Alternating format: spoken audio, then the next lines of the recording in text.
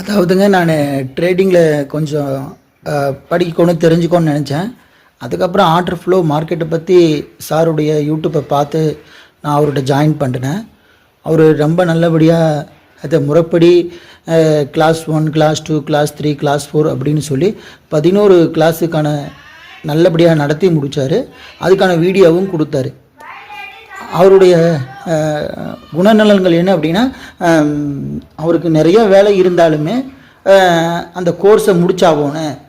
அவங்க பசங்களுக்கு அந்த சரியான நேரத்தில் அவர் முடிச்சு கொடுக்குறதுக்கு அவர் உண்மையாலுமே கஷ்டப்பட்டார்.